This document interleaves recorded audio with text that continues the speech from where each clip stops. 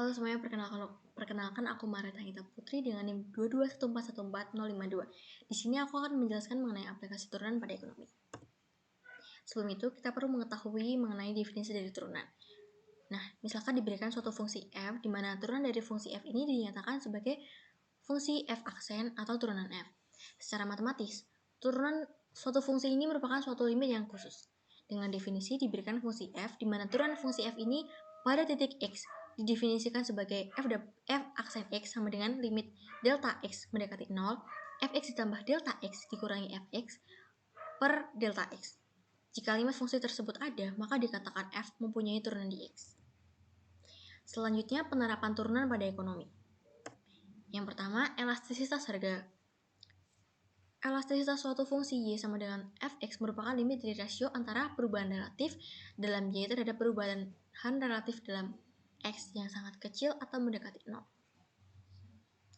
Notasi elastisitasnya EY per EX sama dengan limit delta X mendekati 0, delta Y per Y dibagi delta X per X sama dengan D dx dikali X per Y.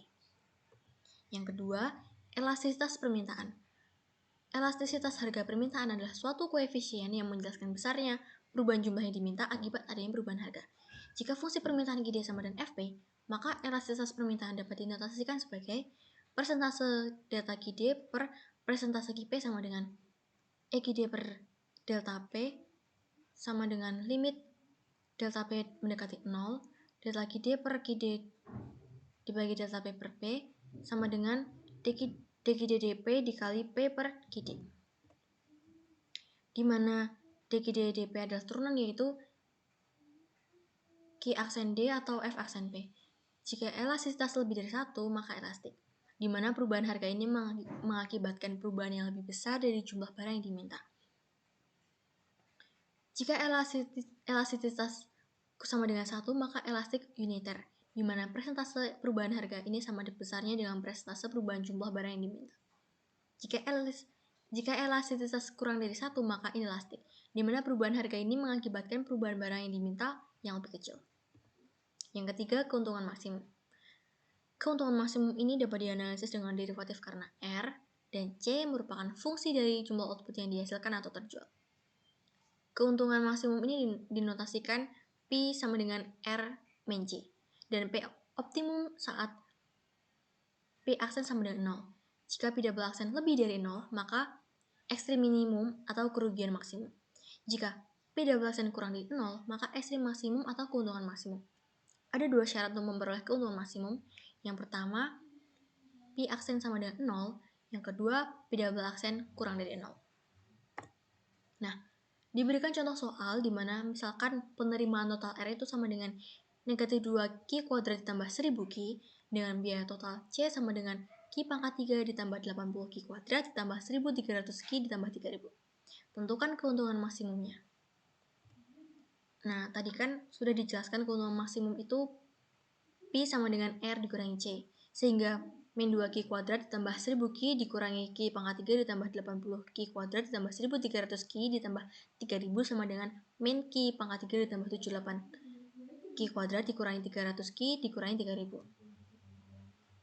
Untuk memperoleh keuntungan maksimum itu dengan syarat pertama, P aksen sama dengan 0. Yang pertama kita mencari turunan pertama dari Q, yaitu min 3Q kuadrat ditambah 156 Q dikurangi 300 sama dengan 0. Lalu kita bagi kedua ruas dengan 3, sehingga min Q kuadrat ditambah 52 Q dikurangi 100 sama dengan 0.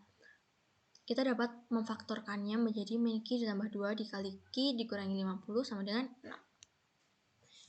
Q sehingga Q sama dengan 2 atau Q sama dengan 50. Untuk memperoleh keuntungan maksimum dengan syarat kedua yaitu P double aksen kurang dari 0. Kita perlu mencari turunan kedua dari P, yaitu min 6Q ditambah 156.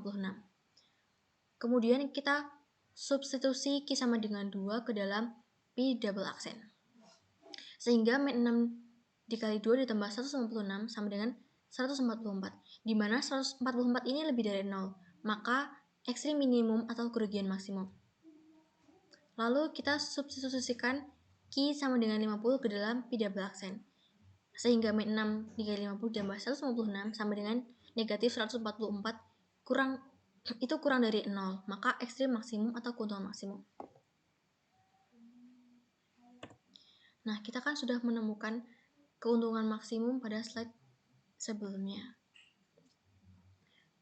Sehingga besar keuntungan itu kan sama dengan Pi. Nah, Pi tadi itu kan sama dengan min Q pangkat 3 ditambah 78 Q kuadrat dikurangi 300 Q dikurangi 3000. Pada slide sebelumnya itu kan keuntungan maksimum itu ada pada Q sama dengan 50. Sehingga kita substitusikan Q sama dengan 50 ke dalam Pi.